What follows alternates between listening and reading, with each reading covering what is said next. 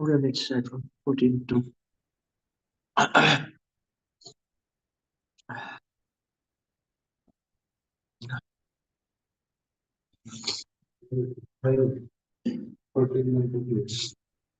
यस्यां युहम एते इंद्रिया नमनः न मनः कर्मणः तस्याव एव ते तद्यथा पुरुषस्य धनं यत्किञ्चित् धर्मोपाहिकं बहु कृशात् साक्षात् परम् सारधान लक्षणो यो असौ धर्मस्तन्तु संपदाय उदाहरन्ति कर्मयं धनं दर्शन स्पर्श श्रवण स्वादनगृहाण संकल्प व्यवसाय गृह ग्राम्यो भोगेन कोनाथस् याजितात्मनो यथा सारथस्य विलुम्पन्ति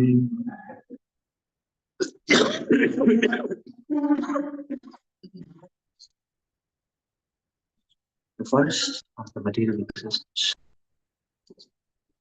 the uncontrolled senses are like murderers. The conditioned soul may earn some money for the advancement of Krishna consciousness, but unfortunately, the uncontrolled senses plunder his money to sense gratification.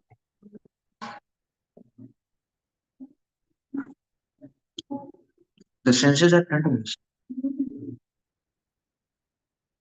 because they make one spend his money unnecessarily for seeing, smelling, tasting, touching, hearing, desiring, and willing.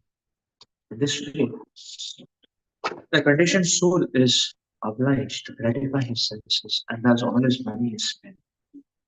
This money is actually acquired for the execution of religious principles. It's taken away by the plundering senses.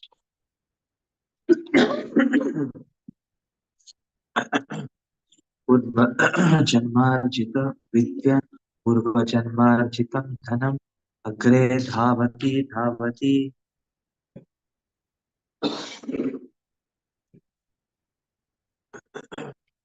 By following the principles of the Varnashram Dharma, one attains a better position in the material world. One may be rich, learned, beautiful, or high-born. One who has all these assets should know that they are all meant for the advancement of Krishna consciousness. Unfortunately, when a person is misguided, he misuses his high position for self-gratification.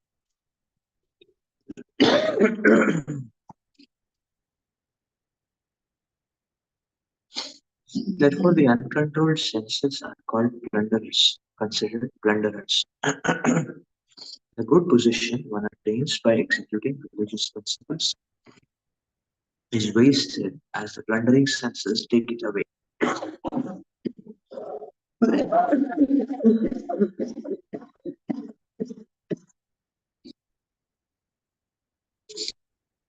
By executing religious principles under the laws of Varnashram Dharma, one is placed in a comfortable position. One may very easily use his assets for the further advancement of Krishna consciousness. One should understand that the wealth and opportunity one gets in the material world should not be squandered in sense gratification.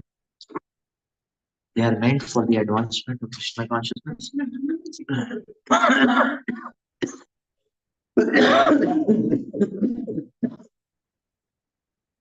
This Krishna consciousness is therefore teaching people to control the mind and refine knowledge acquiring senses by a definite process.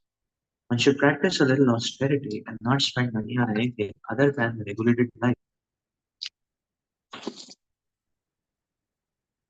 of devotion or service. The senses demand that one see beautiful things, therefore money should be spent for decorating the deity.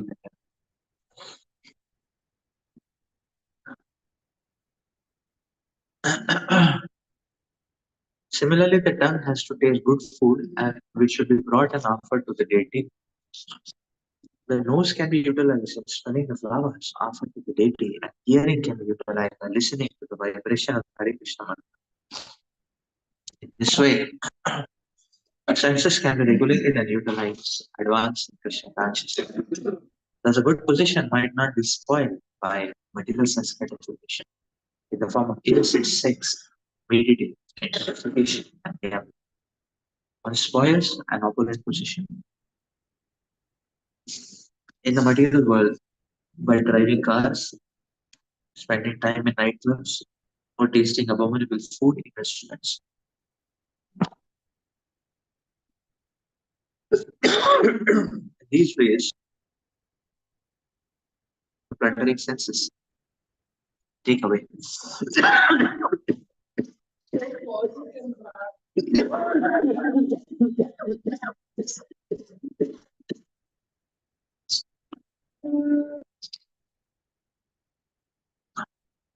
Plundering senses can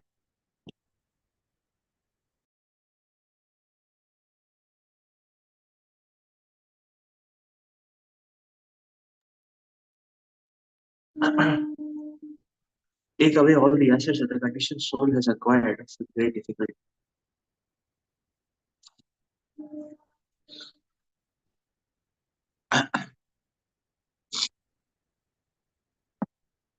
Just like a vessel which is having a lot of holes and perforations in it, cannot hold any fluid. As soon as anything is put, it goes off. Similarly, our senses are all also like perforations. And if one gives allowance and went to the senses, which includes the mind, one will not be able to hold any assets. That's what Jadbharat Maharaj is explaining here. Interestingly, senses are also compared, senses are called as holes. In the body's anatomy also, when we say nine holes, so the senses.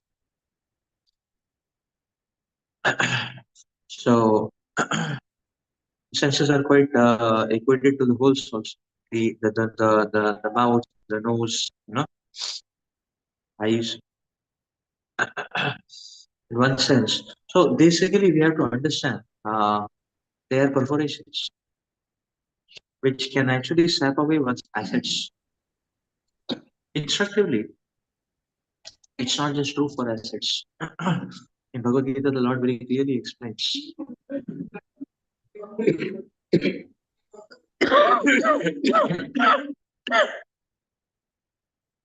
The Lord explains that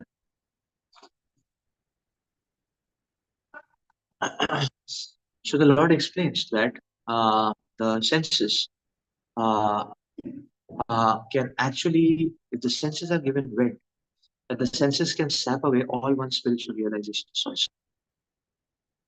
The Acharyas explain when one uses one's senses in Prajalpa, hearing Prajalpa, speaking Prajalpa, all one's spiritual Shakti will get wasted into the dust and powder. So, in a similar way, it is explained when the Lord is explaining Jnana, Vijnana, Nashana, that when the senses and the mind are engaged in sense gratification, they, so once knowledge, once realizations in spiritual life, everything is sapped away by these senses, not just the assets which one acquires. So, senses are, so definitely in that sense, we can see senses are terrible plunderers. The senses are terrible plunderers. They can plunder away everything. What to say of assets? They can plunder away one's spiritual life and spiritual advancement, spiritual realizations also. So powerful the senses are. Now, interestingly, this purport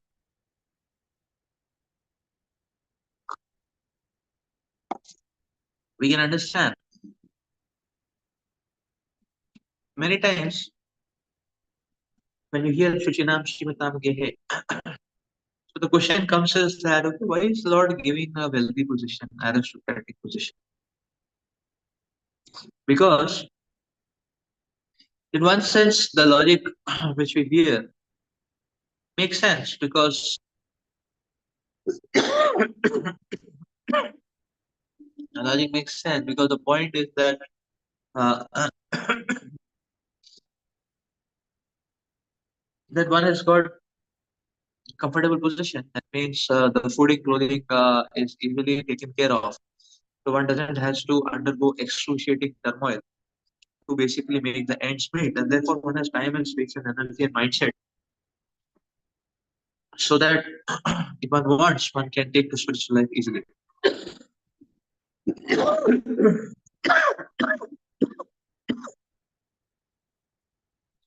But more often or so, it is observed that people who are rich are much more degraded because not only they have opportunity for great spiritual advancement, they also have opportunity for abominable sense gratification. Or rather, they not only have opportunity, they have a greater proclivity towards abominable sense gratification as well. Because everything is there at their disposal.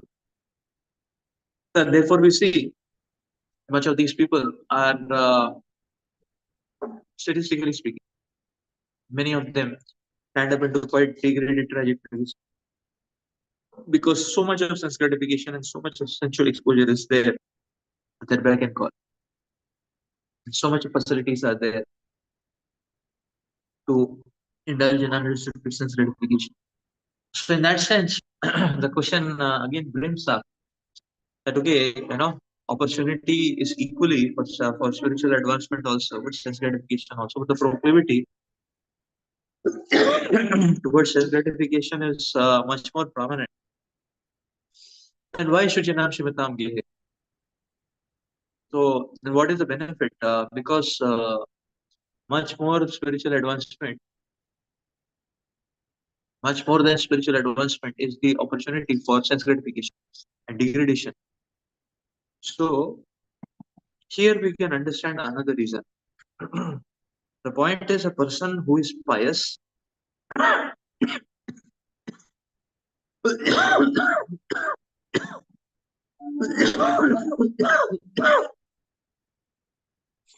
point is a person who is pious is given facilities to offer them as a sacrifice to the Supreme. Here Srila Prabhupada is explaining that material assets are only given for the purpose of offering them to the Supreme Lord. Because the person who is pious, he is given assets to offer them to the Supreme Lord. Therefore, if one does not offer the assets to the Supreme Lord, such a man will not be able to continue with his wealth. His own life, at max next generation, everything will be finished. History is the proof of this fact. History is the proof of this fact. So that is the point actually. That is why Shichinam Shivatam Gehe. The principle is the wealth is given, and therefore you see intelligent, wealthy people do realize this and make a lot of charity, understanding if they don't do it, the wealth will not be there. This is a science. If one wants to have wealth, one cannot, one should give away wealth for a good cause. Then one will have a continuous supply. And if one doesn't give away wealth for a good cause, the supply is going to be stopped very soon. It's just a matter of time.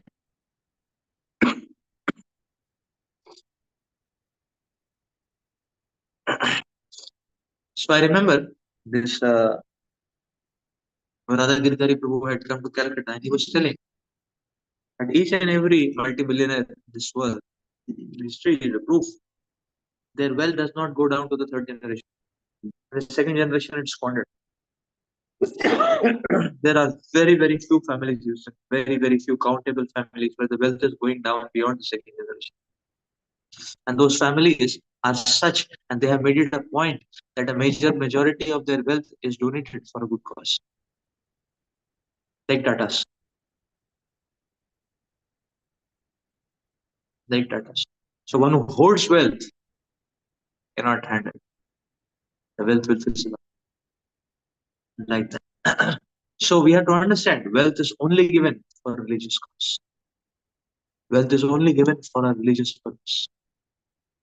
Because a person is pious, he is given more opportunities to offer a better sacrifice to the Lord. And if one doesn't, it is a matter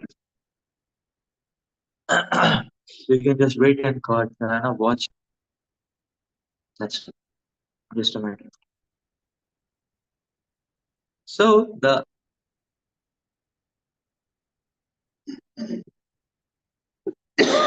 why the wealth is lost? Senses are the plunderers. Senses are the plunderers. And therefore, the beautiful point is that uh, Krishna is giving us wealth. We should offer it in the Lord's service. That is the point. Uh, so that is the point. Uh, I always feel that each and every grahasta devotee in our movement can actually open and run a complete temple. Complete temple. One ISKCON temple can be run. So the amount of energy people spend in making their own homes, and that much money, energy, time, one full ISKCON temple can be opened actually, which can actually cater to 500,000, 2,000, 5,000 people and give them Krishna consciousness. So uh, each and every Grihastha devotee actually can run one temple, open, uh, grow, build, and run. So, so yes, that money is meant for offering to the Supreme Lord. And when that is done, it becomes such a beautiful. When that is done, it becomes such a beautiful. Uh, it becomes such a beautiful torchlight, which attracts so many people to Krishna consciousness.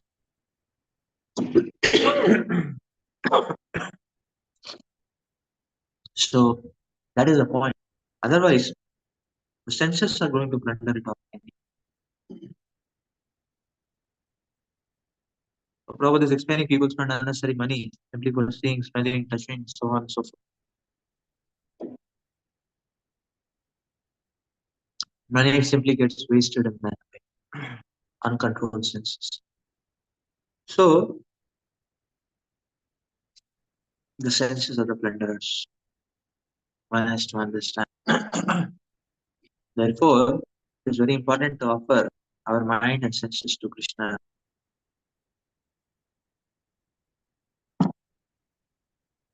Otherwise, everything is lost. Let's read further.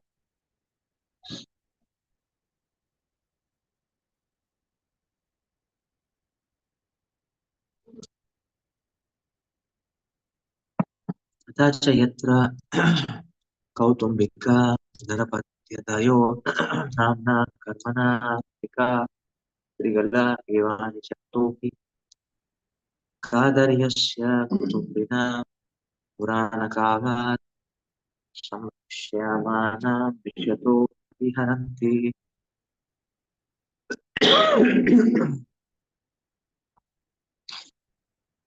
My dear king, family members in this material world go under the names of wife and children, but they actually behave like tigers and jackals. The herdsman tries to protect his sheep to the best of his ability, but the tigers and foxes take them away by force. Similarly, although a miserly man wants to guard his money very carefully, his family members take away all his assets forcibly, even though he is very vigilant. One Hindi poet has sung, Din ka dagini, raat ka bhagini, palak palak lahu chuse. During the daytime, the wife is compared to a witch, and at night, she is compared to a tigress. Her only business is sucking the blood of the husband, both day and night. During the day, there are household expenditures, and the money earned by the husband and the cost of his blood is taken away. At night, due to sex pleasure, the husband discharges blood in form of semen. In this way, he is bled by his wife both day and night. Yet he is so crazy that he carefully maintains her. Similarly, the children are also like tigers, jackals, and foxes.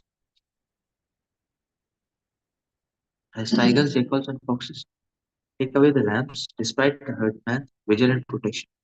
Children take away the father's money, although the father supervises the money himself. Thus, the family members may be called wives and children, but actually they are plunderers.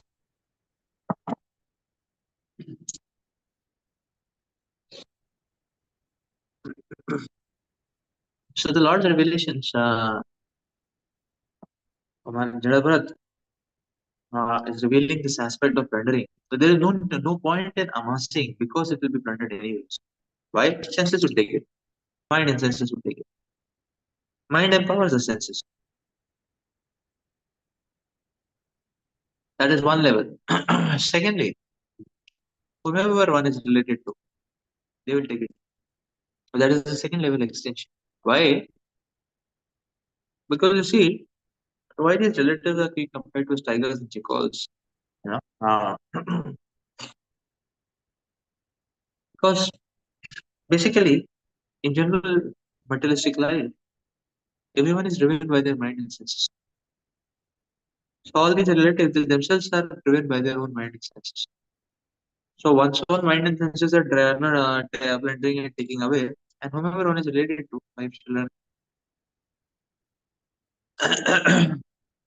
they are also the respective sets of mind and senses, which are rendering, which are rendering. So in effect, this rendering is very, very acute.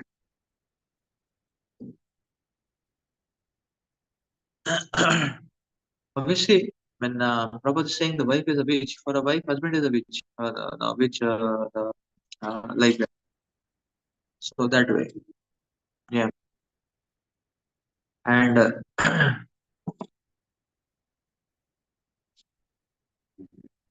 for when many times when children grow, parents also behave like right, which is because of their because all their investments they want encashment now. Yeah. So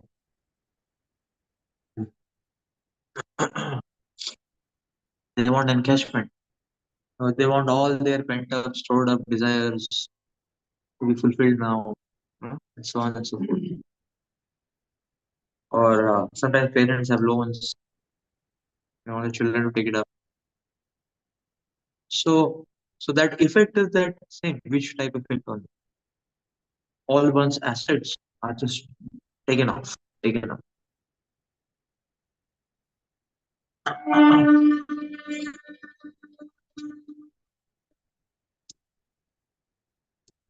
We have seen sometimes family members mishandle the money in terms of they invest in the wrong place, this, that, and they'll end up into crisis.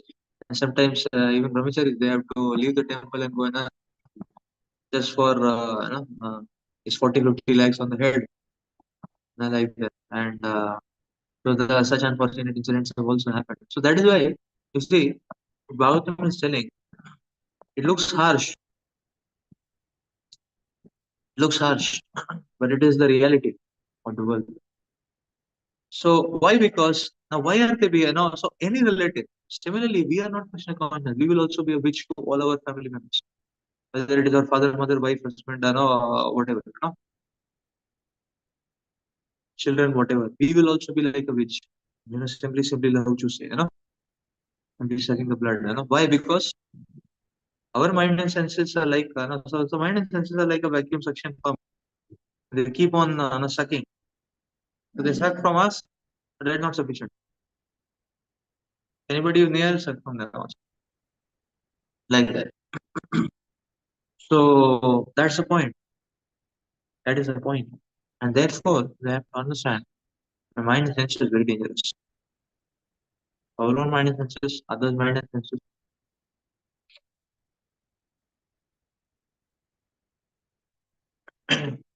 So we have to understand that relationships, if Krishna is not in the center of relationship, if the mission of Srila Prabhupada, the spiritual master, is not in the center of the relationship, those relationships are going to be very, very uh, troublesome. Those relationships are a drain and get great pain owing to the heavy drain. Everything is drained off. Everything is drained off. So that's the point. We feel that family life is something which can give us boost and encouragement. Family life becomes a source point of drain if Krishna is not in the center, if the mission of Guru is not the focus. There is drain, great pain, and that's what the Bhagavatam is revealing. Therefore, the relatives are also pandras for the Krishna here. That so that family life is a very agonizing concept. And Krishna is not in the center. The mission of Guru is not in the center. So, so we have to understand a person who is not sense and mind controlled, such a person cannot do anything good to anyone.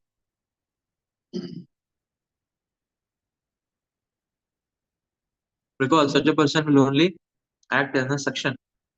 It just suck off one's assets, one's energy, one's time, one's enthusiasm. So let's read further.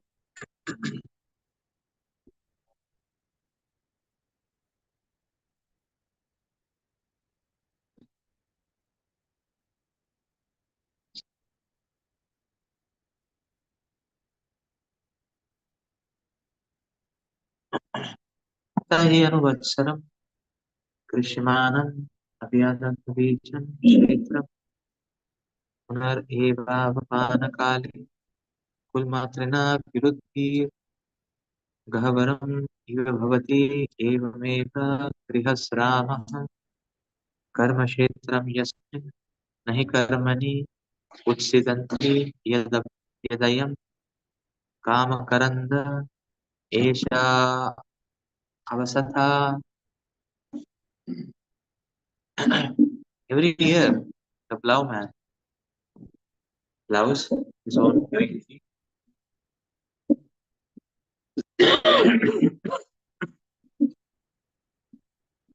completely uprooting all the weeds. Nonetheless, the seeds lie there and not being completely burned,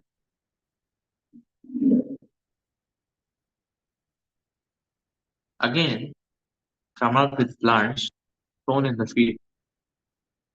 Even after being plowed under, the weeds come up densely. Similarly,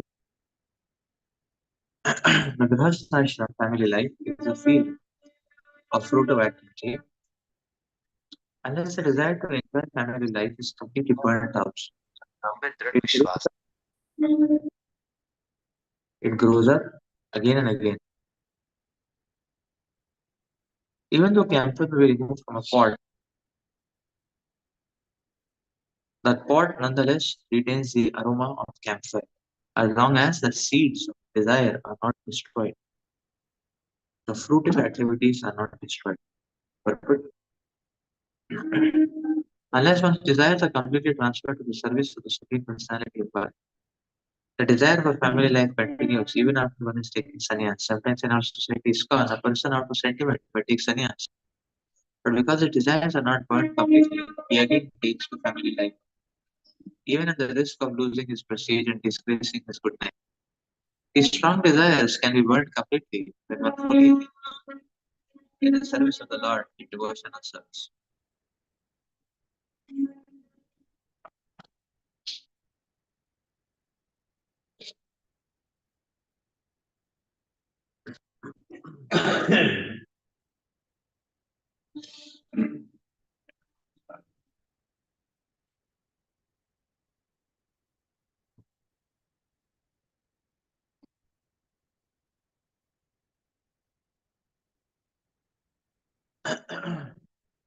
So here it is being explained that these fruitive activities do not stop.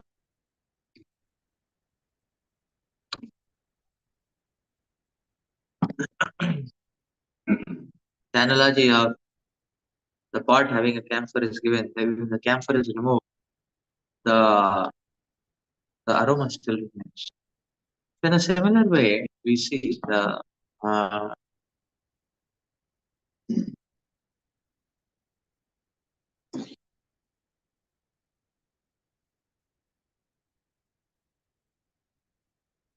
in a similar way,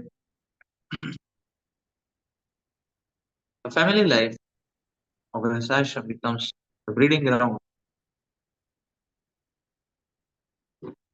for the material desires. And these desires channelize the activity, fruitive activities, and those fruitive activities strangle the the living entity.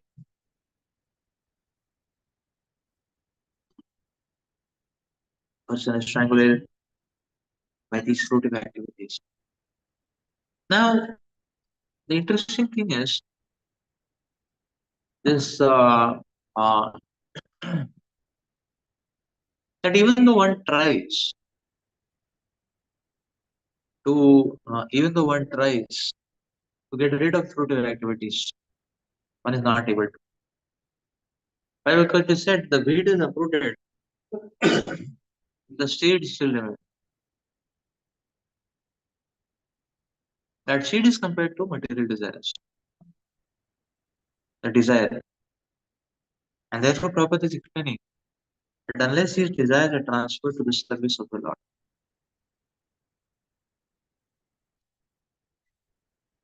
unless the desires are transferred to the service of the Lord, there is not going to be much difference. The weeds will come up again. So, what is the meaning of uprooting weeds and what is the meaning of weeds coming up?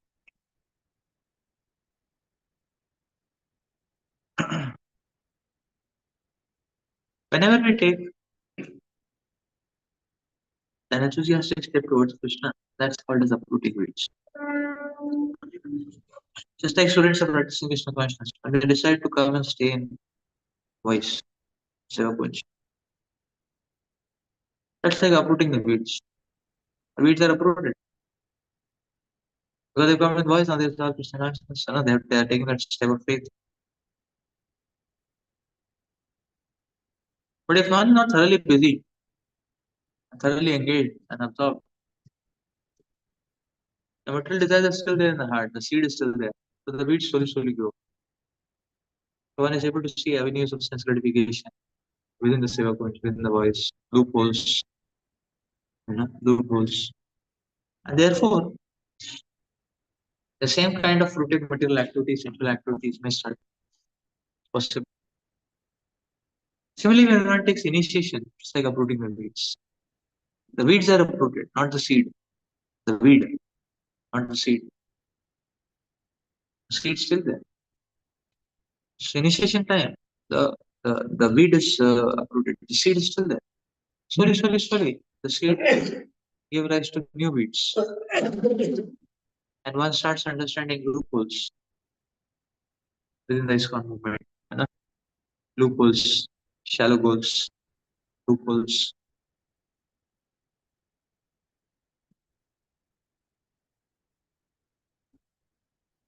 Slowly, there is a great risk and danger that one's activities will start becoming more and more material. One's focus may start becoming more and more material. That unfortunately happens to the initiated devotees.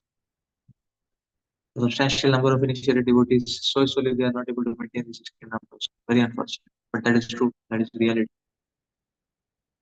So, even after initiation. So, what to say of morning program? What to say of, so ideally every Grasta should run a temple. Prabhupada had those kind of feelings, Ideally every Grasta should run a temple, Uh, so, uh, at least, at least. So, but you see the whole point. Similarly, Prabhupada is explaining that this is not only true not till initiation. Even a sannyasi, when it takes sannyas, the repeats the record. But there is a possibility that the state may still be. And that is why Prabhupada is quoting the purport that one may take, with the weeds are approved, the seed is still there. So one may, even at the loss of one's prestige, unknown good name, one may take to family life.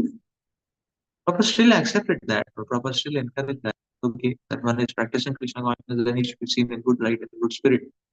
But there is a great risk that one may topple off also, may not practice any further. That becomes a very unfortunate position. So the point is, the principle is the same. Any jump we take, the weeds are removed. When the weeds are removed, we get a lot of space for an enthusiastic practice of Krishna consciousness. That has to be, that space has to be fully utilized. The point is that space has to be fully utilized. So if that space is not fully utilized,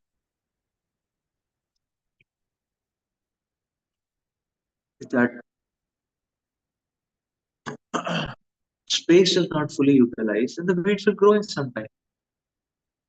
So it is like so one has to so the scene in this material world is we have a limited time on it. And how much enthusiastically we take it up, that much only so we need to catch this the velocity. We need to and it's a falling bridge. We need to reach the other end before it falls completely. It's like that. So that is why enthusiastic practice is required. Intense practice is required, not diluted.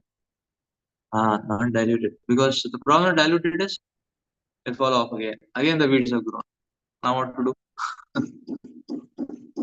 So again taking a step, where the weeds are washed off, that also is very arduous. Not easy. So first initiation, second initiation. After second initiation, what? After second initiation, vanaprastha. After vanaprastha, sannyas. So like that. That is also arduous. Like that. So therefore, when opportunity there, then only one should know every opportunity is only for limited. Very soon the weeds are going to grow again. So therefore, when the weeds are not there, one should practice so intense that the seeds are burnt out, right up, right up, and they will not germinate. That is possible with intense practice. Prabhupada is saying that it is possible when one is thoroughly engaged in Krishna service. Therefore, actually, Srila Prabhupada made a schedule for whole year marathon. Devotees would go out early morning after breakfast and come back for Gorar. Whole day they would be doing Sankirtan food distribution. It's like daily marathon, like that. So Prabhupada made a schedule which is so much filled with Krishna concepts. If we follow that, one is not doing marathon, okay, 6 classes a week, 6 classes a day, sorry, and similarly engaged, by 6 classes a day, similarly engaged. Uh, so like that. So when that type of service is there, no, there's no question of any fall down. So we have to see that we reach to a profile where we are thoroughly busy. We are thoroughly busy. And Krishna service. We add more and more Krishna in our lives. Then we will see. Uh, then we can see we add more and more Krishna in our lives. Then we can be protected. Hare That's it. Hare Krishna Prabhu. Yes. Prabhuji, so one question I'm having is that, so let's say for example, some way or the another I'm having some difficulty. I'm not feeling enthusiastic the way I used to feel when I started my Krishna consciousness. So what is the way to come out of that danger?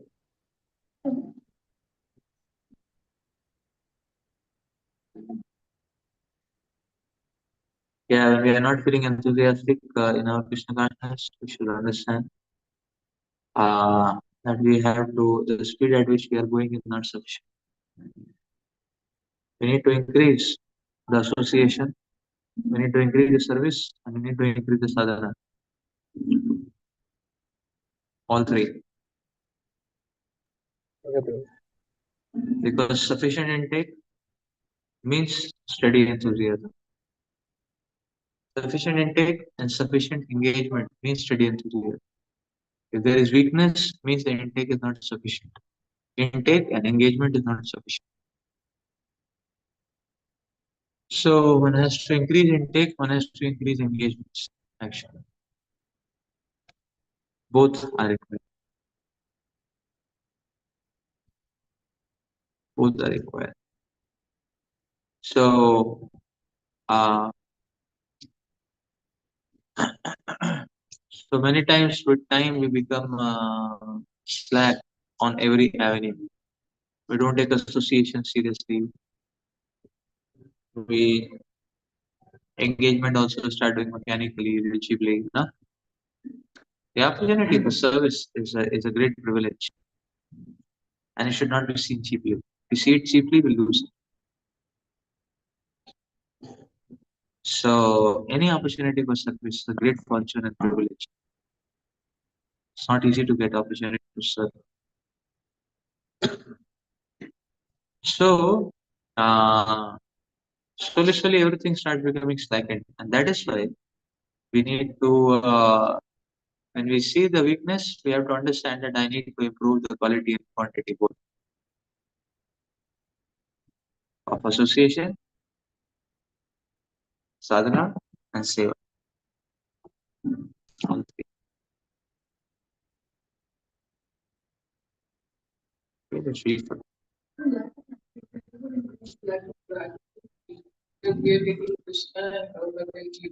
Yeah.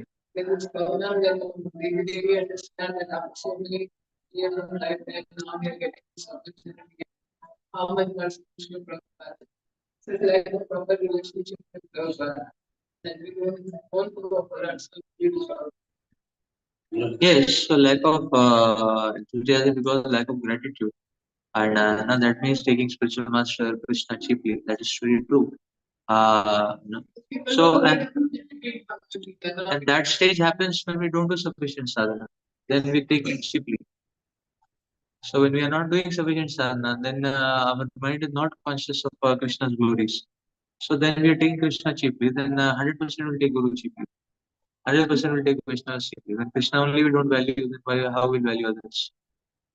Uh, that way. So improper sadhana is one reason. And insufficient association is another reason.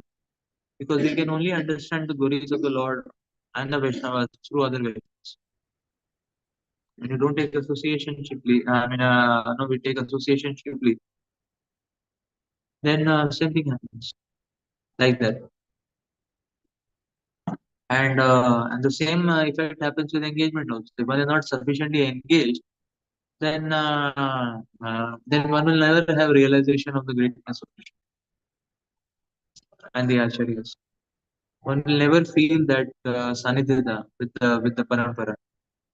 With insufficient engagements. Therefore, engagement is also essential. Like that.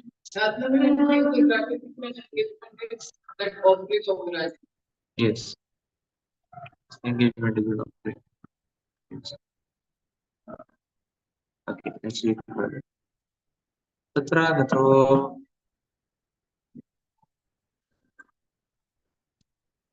तं श्रमसकां समापसदे मनुजे सलाभा शकुन्ततस्करा मुषकरादिभिः उपरुध्यमान बहिः क्वचेत् परिवर्तमान अस्मिन् आगवानि विद्यकामा कर्मभिः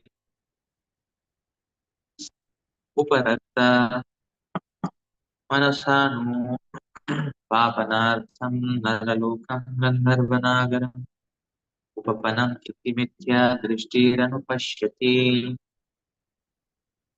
Sometimes the conditions full in household life Being attached to material wealth and possessions is disturbed by gadflies and mosquitoes, and sometimes locusts, birds of prey, and rats give him trouble. Nonetheless, he still wanders down the path of material existence. Due to ignorance, he becomes lusty and engaged in fruitive activity. Because his mind is absorbed in these things, he sees the material world as permanent, although it is temporary, like a phantasmagoria, a house in the sky. The following song is sung by Narottam Thakur. अहंकार मत निताय पाशानी आशा तेरे सत्य को ही मानी. Due to forgetting the Lord's feet of Lord Nityananda and being puffed up by material possessions, wealth and opulence, one thinks the false, temporary material world to be an actual fact. This is the material disease. The living entity is eternal and blissful, but despite the miserable material conditions,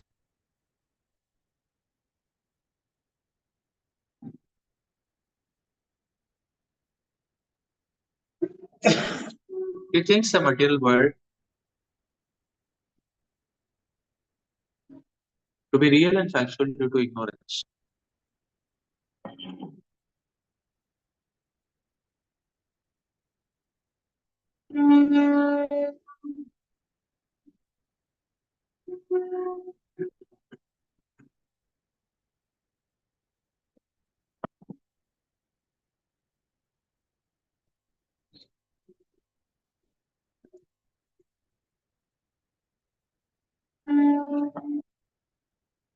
This is an interesting concomitant principle that wherever there is sense gratification, a lot of trouble creating candidates will be around.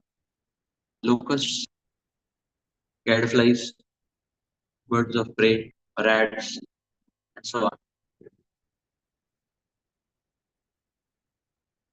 This is a concomitant principle, unavoidable. So it's just like this that you've seen wherever, just like there is a sweet shop, and so many insects are attracted to sweets. Bees and so many candidates. Similarly, wherever there is light, you will see so many insects are attracted to light. It was seen wherever you lit the light, so many insects are attracted to light. Similarly, wherever there is avenue for sense gratification, many living entities behaving as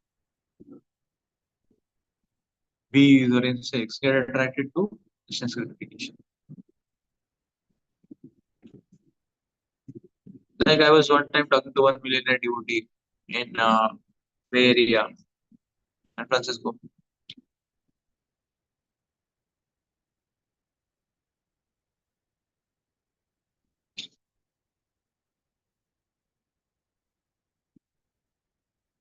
He was an entrepreneur, so he opened a company and then he sold that company, and his individual share he got $200 million.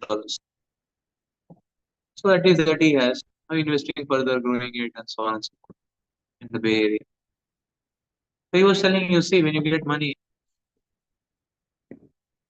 he said two, three things come along with money.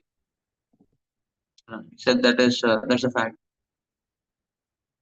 So he said first, how does anxiety will come? Money, money gets you a lot of anxiety. Secondly, money gets you false friends. Hmm, false friends. The Udut Brahmana was a merchant. He had so many friends and family members next to him. When he lost his money, all of them, even his family members, rejected him. But he took it in good spirit. He became an Avadut Brahman. 11th Canto. Pingala 24 Gurus is the same Brahman, Avadut Brahman. He was a merchant. He was an entrepreneur. Yeah. And here also we're talking about Vanikun. So the so false friends. These false friends are attracted actually to material assets. The person thinks, oh, they are my fan following. So many times people are deluded. This, oh, they are my fan following. No, my admirers. Materialistic wife is also a false friend because she just came for money. That's why that person who committed suicide now because she came multiple cases. She just wanted to keep her. Yeah. False friend that yeah, so many time false friends become relatives, no, because yeah, become relatives just because they are not attracted to the person, they are attracted to the wealth. So such false friends prove to be gadflies, locusts, rats, and so on. That's one thing. Now these are distant. They can become jackals and tigers also. That's how. That's why the analogy of the tiger and jackals is given. Political Maharaj compares them to family members to sharks, whales, timingalas. Sorry, yeah, finish. Yeah, that's what Kulishikar Maharaj compares them to Gopal Maharaj to. No? Uh,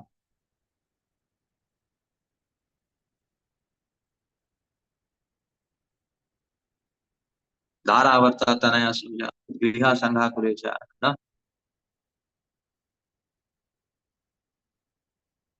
संसाराख्यम जलति मच्चतो. He's saying, oh, these sharks and timingalas are on the ocean of this material world. Family members. That's why they are compared to like these friends and all also, they act as God friends, doctors and so on. Another category of people. The other category of people is what? When one wants sense gratification. It's not easy. When one wants material assets, it's not very easy. So what happens? When one wants material assets. So the other person understands this fellow wants material assets. And when you say, okay, this fellow wants material assets, and a person who understands that you want material assets will exploit you. And we have no choice than to agree to become exploited. Because we want sense gratification. Because we want sense gratification. So when people come to get a job, they know that these fellows will act like sold out slaves. We tell them to work 18 hours, they will work 18 hours. Tell them to do anything, they will do it. Why? Because they are attached to money. And give them money, will make them work 5 hours. That is the point. So that's why one is attached to material assets. Then lot of troubles. Lot of troubles. Similarly, in Bhagavatam it is explained. Prabhupada explains that in fourth canto, Dhruv Maharaj, Uttanapad Maharaj section. When the wife understands that husband is attached to her on a sensual platform, she will exploit. And such a husband has no choice than to become a sold out slave and fulfilling the dictates. That is why Prabhupada is explaining here that one should give up all conceptions of enjoyment in family life. Because if one is attached to this concept of enjoyment and comforts and luxury in family life, to the degree one has that attachment, to the degree one will be exploited. And to the degree one will experience get by lupus, rats, and so on. So anybody understands that we are in need of sense gratification will exploit, whether it is wife, husband, or it is boss, or anyone. Similarly, why this PhD guides they exploit their PhD scholars very badly. To the extent that some of them, yeah, even become psychologically, depressed or stressed out or like that. Because they understand this person wants the degree, no, for the job and career. This person dependent on that, attached to that. They exploit. They don't give it so easy. Everybody is like that. So anywhere, everywhere, people who are expert will exploit the people who are undergoing training. They won't give that expertise so easily because so all these people are acting as gadflies and rats and birds of prey. So sense gratification. very painful. Painful to get, painful to maintain, extremely painful when it is lost.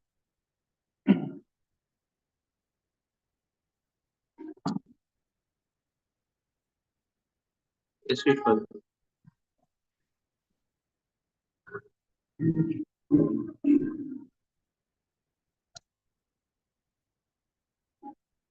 So all these people will come, the cat flies. But still the person is so intoxicated here it is said. And even though it is all a phantasmagoria, still one is chasing him.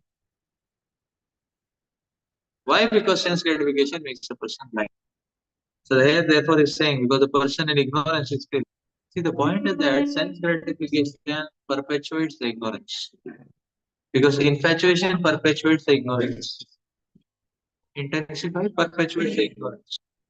The person is ignorant, he get knowledge and come out of it. But when one continues to do sense gratification, then a person, the ignorance is perpetuated and fueled by sense gratification. Such a person will never be able to come out. Like we see sometimes devotees, they have heard so many classes, they have heard so many, but still they are not ready to, uh, take up Krishna consciousness seriously. The reason is the sense gratification perpetuates the ignorance.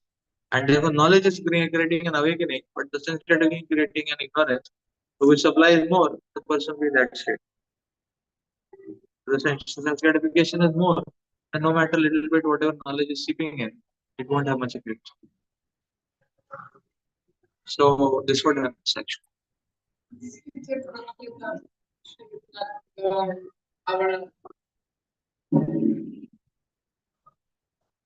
Yes. So the sense gratification perpetuates the ignorance.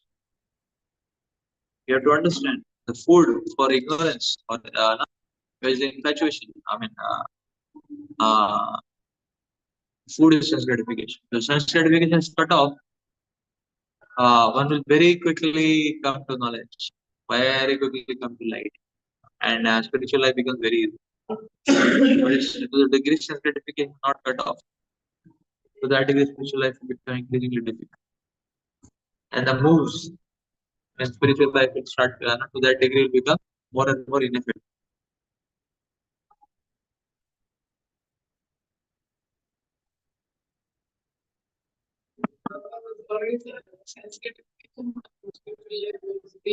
Yes, that's very true. The sense gratification perpetuates ignorance. You also says you're trying to ignite and you're falling water. Yes, takes it. अत्राथ कुचित आतपोदक निभान विषयान् पधावति पानभोजना व्यवयति व्यसना लोलुपः. Sometimes in this house, in the sky, Gandharvapura, the conditioned soul drinks and eats and has sex. Being overly attached, he chases after the object of the senses, just as a deer chases a mirage in the desert. There are two worlds, the spiritual and the material. The material world is false, like a mirage in the desert. In the desert, animals think they see water, but actually there is none. Similarly, those who are animalistic try to find peace within the desert of the material life. It is repeatedly said in different shastra that there is no pleasure in this material world.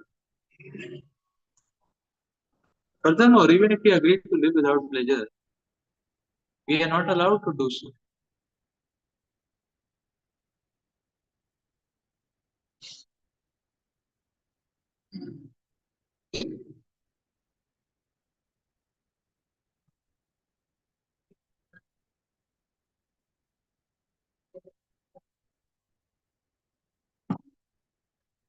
In the Bhagavad Gita, Lord Krishna says that the material world is not only full of misery, dukhalaya, but also temporary. Even if we want to live here amid miseries, material nature will not allow us to do so. It will oblige us to change bodies and enter another atmosphere full of miserable conditions.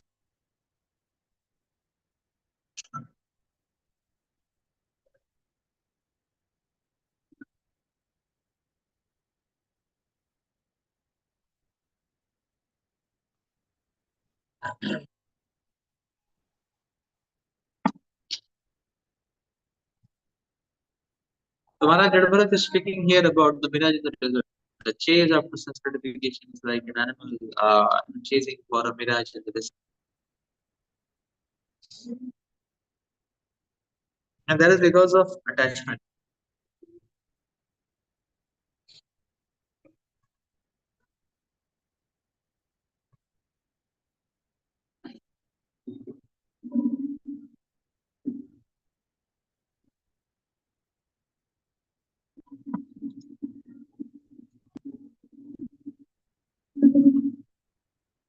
Prabhupada explains here.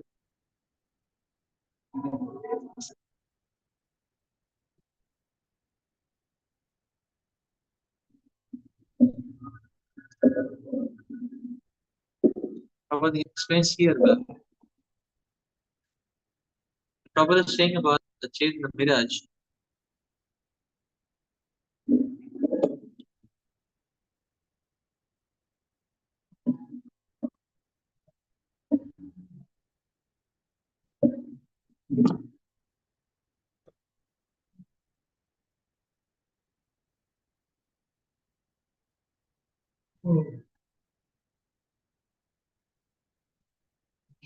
So Prabhupada is especially making a point here that first of all, getting the pleasure in this material world is not easy. The chase to get pleasure is very, very troublesome, very painful, very miserable.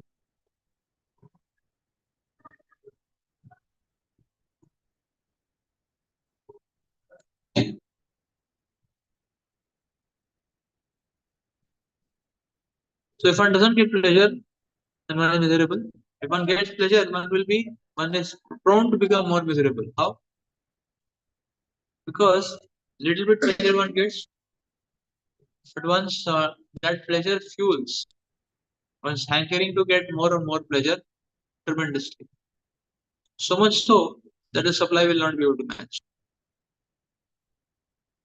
even if supply is given.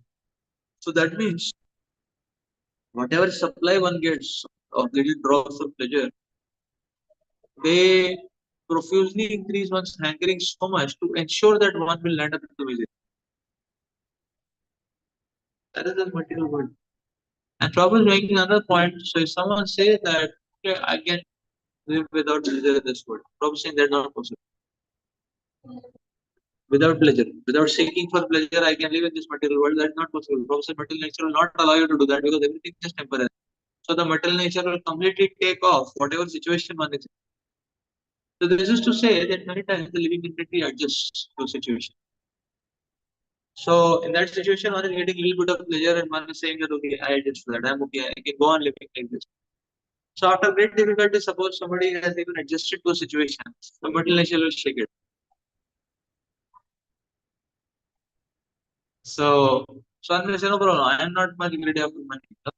I'll no, I am earning no 40,000. I'm okay with that. No, whatever life is going on, I'm peaceful. I don't want to search any further pleasure. No, sir. No, material nature will not allow that. She's saying okay, time off. Yeah. So new situation again to adjust very troublesome. And therefore the material nature keeps throwing the living entity in new situations, different bodies. Very difficult to adjust. By the time you adjust, it's almost half like little bit here and there, more intoxication for life. Again, one is thrown in another body. By the time I adjust, another half to down life is gone. So the living entity is expert in adjustment, but the material nature keeps throwing the living entity here. That is the point. So yeah. So we see that this is how material nature is. Like you can see people, no, it's generally seen people when they marry, too much of no, blood, too much of energy in the body, and too much of ego. A lot of fights, a lot of fights. By the time no, they come to realization that they have only each other to help and what can be done, they are little cultured so that they are not taking divorce and all, and they are continuing together. By the time they come to realize, that it takes 2 decades are already passed. Like that. By the time they start making friendship, they're retired. You know? By the time they're very thick friends, time to go. Yeah, it's time to go. Like that. I see my own mother, father. Now they're very thick friends. But it's already almost age. Yeah, they're almost 70, 60, 70, It's already the back end of life, not the end of the last part of life, like that. So the point is, this is how multinational is. By the time you adjust and you say, okay, I can thrive at this level, multinational will not allow. That's what problems. See how fierce a multinational is. See how fierce a multinational is. Again, new term, new candies, very difficult to adjust. By the time you adjust, time up. This is multinational. Therefore, there's no use simply trying to create specialized agreements and contracts without Krishna, because it is lost anyways. It won't sustain anyways. So this adjustment principle will not work. Say. Secondly, this is not the end of the story. Secondly, material nature comes with so many provocations, and these provocations come anytime, uninvited. And these provocations may be so severe and it may completely topple off a person like that. Provocations,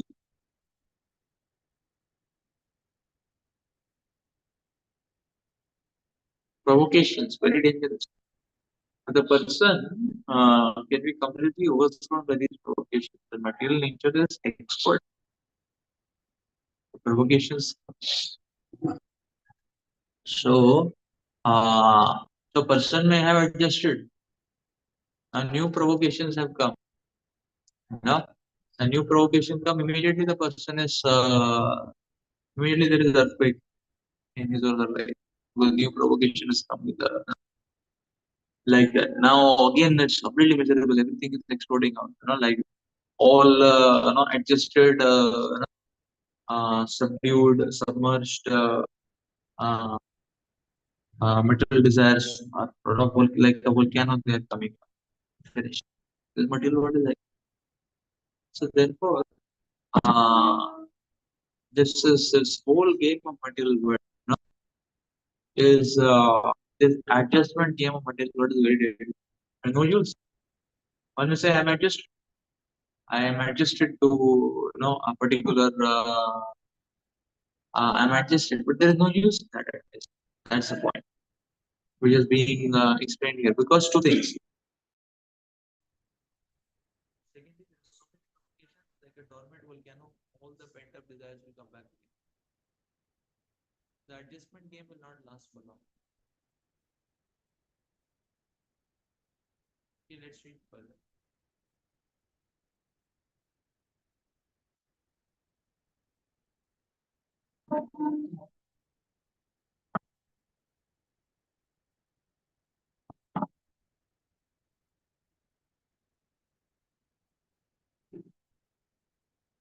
Maybe provocations are provocations within the life.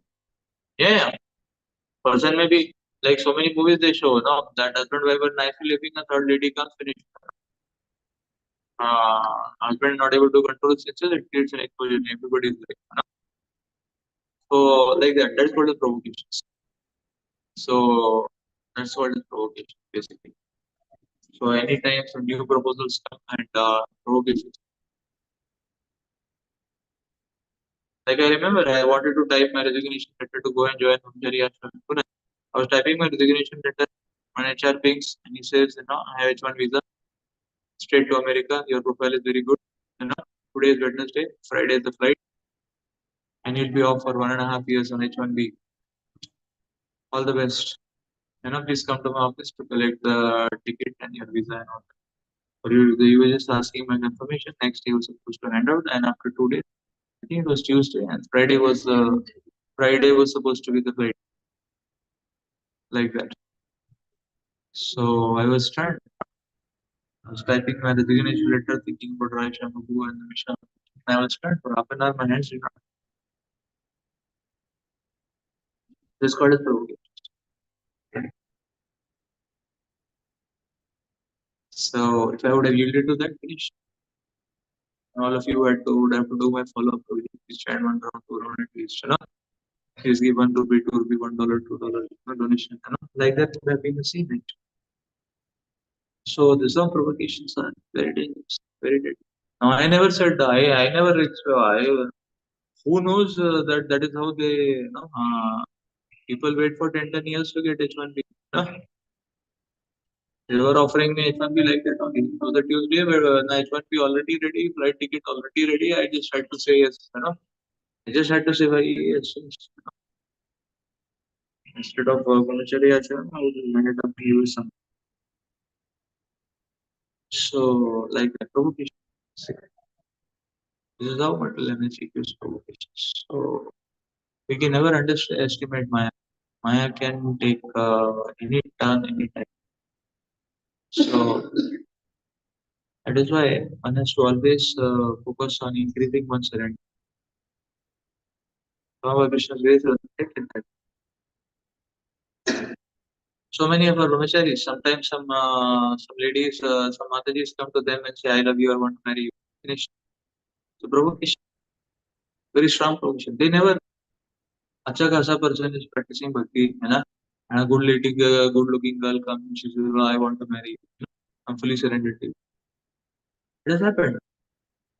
And so they Prabhu it happened 2 times. Yeah, he was telling. Then it's very dangerous actually. That so many times it would happen with some Mataji would just call some brahmachari like that. And some of them would be honest to tell Raisham would call back and just like the whole family of that. And what this, these are all provocations, like who gets saved, who takes shelter, they get saved, like that. But otherwise, one may be just, this is called as provocations. Maya gives provocations actually. The provocation is very strong. One has to be very careful. One has to be very fearful. One. Maya very dangerous. Therefore, one should never think of crossing the boundaries of etiquettes which are set by the authorities ever,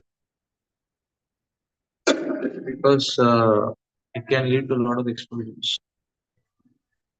So therefore, Lana is very dangerous. Very, very dangerous. So very, these are provocations.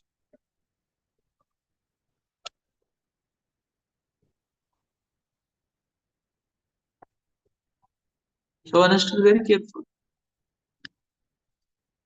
Okay. We read text 7. Okay, I'm supposed to read. I'm supposed Pachikshashesha-dosha-nishadhanam Purisha-vishesha Tattvarna-guna-nirvita-mati Subar Upadesate Agadika-makatara Ivoka-pisacha.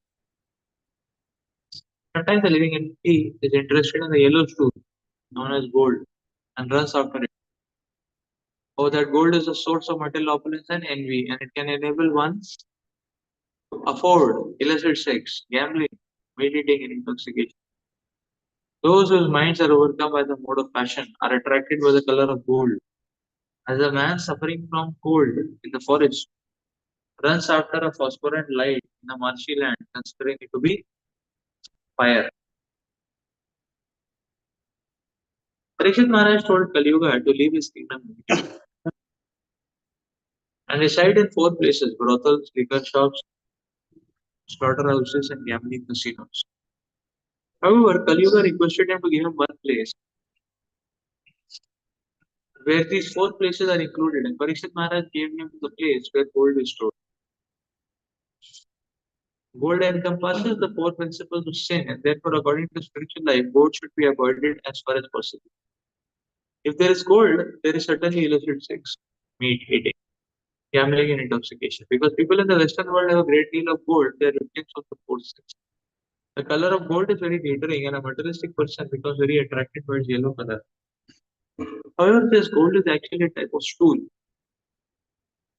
A person with a bad liver generally passes yellow stool. The color of the stool attracts a materialistic person, just like below the whisk attracts one who needs heat. Below the whisk attracts needs heat. That is the same thing, phosphorescent light in a Munchkin lamp. It's not a fire, just like so. Person considers it to be fire.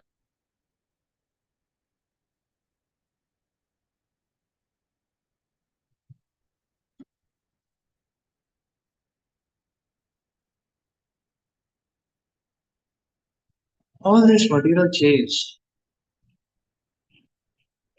is absolutely illusory.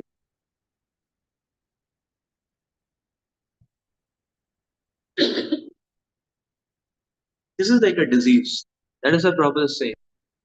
Say, person in what is the disease? He passes illness from tuberculosis, jaundice, jaundice. So the jaundice is yellow stool. Similarly, you see with metal acids, this gold is like yellow stool. Uh, Interestingly, you see charcoal is also one of the minerals given by Earth. Gold is also one of the minerals. So people are attracted to gold, not to charcoal. It's the same thing only, no? Both are rocks, right? No, both are rocks only, nothing else. No? Both are rocks only, no? And uh,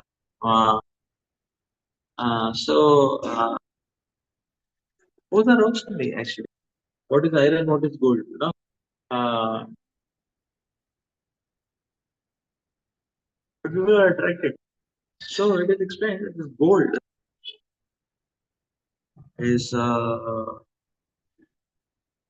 attracts materialistic people, and person. Oh, here it is explained. Gold all four sense. Because of breeding ground for also four sense. Right.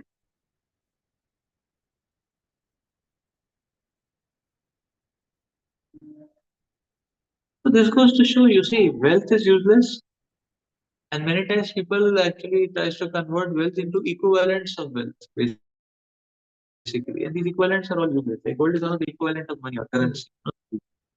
So when basically it is being said the gold can buy the four kinds of simple activities. Basically, money can buy that. If gold is an equivalent for wealth. So people think no. Nowadays people have the equivalent for wealth. Gold is one equivalent of wealth because they think that the gold price will increase and the money value will increase. That's why people go for gold because they want to buy gold and store it in some what is that locker or something in a bank. Uh, uh, in a safe or a lock. In a similar way, land is also an equivalent of wealth. Land. So people want to invest in land and they want to purchase land after land after land. So why? Because they feel that okay, land price will increase, a lot of money will get. These are all equivalent of wealth actually. You know? So but this is how the illusion. All this is simply an illusion.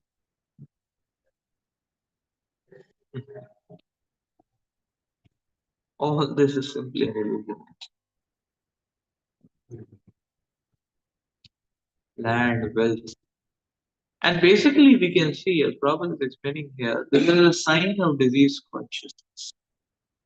So if mind is feeling attraction towards wealth, towards gold, towards land, one should understand it's a diseased consciousness. That is why there is this attraction towards this illusory. It is just illusion.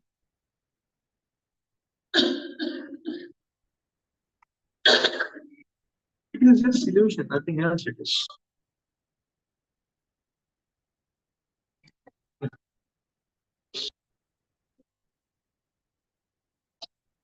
Sometimes people wear a lot of gold, they think they are looking good. I don't know, all such photographs look very cartoonish to me somehow. They look like as if they made a caricature of themselves. Cosmetics are also like that.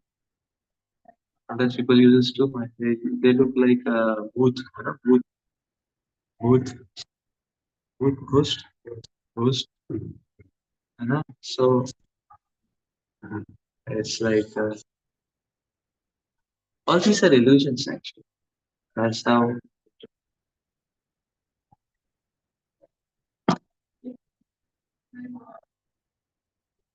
illusions.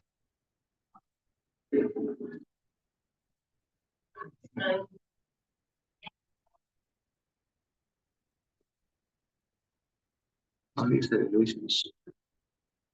So these are all below the risk because the person thinks, see, the illusion is the person thinks that this is going to help me, but it does not.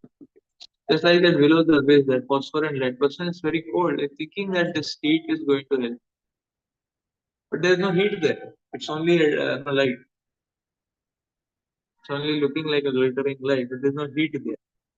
So the substance which we are looking for in these material assets is not there. They are only glittering in it. Another example, Bhagavatam gives, if you remember in this regard. So the person is feeling very hot in summertime, and I think Prabhupada speaks in this example. And actually, a snake's body is very cold. The person thinks I can impress the snake. So the snake body very cold, I'll get some cold. The woman's body is compared to that kind of snake. But the snake has another Ashirvad also now. You know? So person thinks, okay, I can enjoy it because I can. Uh, so the person thinks that I can enjoy and I can get that this thing. Uh, uh, person thinks I can enjoy the woman, and the woman thinks I can enjoy the man. Both are like snakes. We shall no, poisonous snakes. Poisonous snakes, Russell's viper, not like that. So the moment there is embrace, there is the snake bite. So that is the point. So the moment there is embrace, there is that snake bite. Then this way we can understand that all this is very illusion. So person is thinking something to get something, and therefore one connects, so chases after it. But that aspect is not there. That warmth, that love, that satisfaction, that which you want, only Krishna can give. All these avenues, either they don't have it or they have poison instead of the yeah, Janyashini, Abhishekainu, Hari Hari, no, Vipalejana.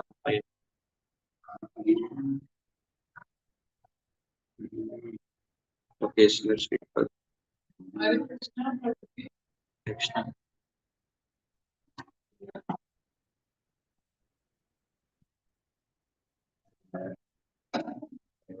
अतः कदाचन निवास पानीय द्रविणादि अनेकात्मो अजीवनाभिनिवेश एतस्यां संसारात्वं तव्यां हितास्ततः परिधावति. Sometimes the condition zone is absorbed in finding residential quarters or apartments and getting a supply of water and riches to maintain his body. Absorbed in acquiring a variety of necessities, he forgets everything and perpetually runs around the forest of material existence. Who has originally mentioned, a poor man belonging to the mercantile community goes to the forest to get some cheap goods to bring back to the city to sell it at profit. He's so absorbed in the thought of maintaining body and soul together, he forgets his original relationship with Krishna and seeks only bodily comforts. Thus, material activities are the soul's only engagement. Not knowing the aim of life, the materialist perpetually wanders in the material existence, struggling to get the necessities of life. Not understanding the aim of life, even though he acquires sufficient necessities, he manufactures artificial necessities and thus becomes more and more entangled. He creates a mental situation whereby he needs greater and greater comforts. That is simply a mental situation. That means it's simply an illusion. The materialist does not know the secret of nature's ways, as confirmed in Bhagavad Gita 3:27. Prakriti kriyamanani gunikarmani sarvashah Ahankara vimodatma karta hamiti manyate. The bewildered spirit soul, 327, the bewildered spirit soul, under the influence of the three modes of mental nature, thinks himself to be the doer of activities which are in actuality carried out by nature. Due to lusty desire, the living entity creates a certain mental situation whereby he wants to enjoy this material world. He thus becomes entangled and enters different bodies and suffers. Okay, so let's stop here today. We'll continue again further in our next class. Congratulations, Bhagavatam ki jai,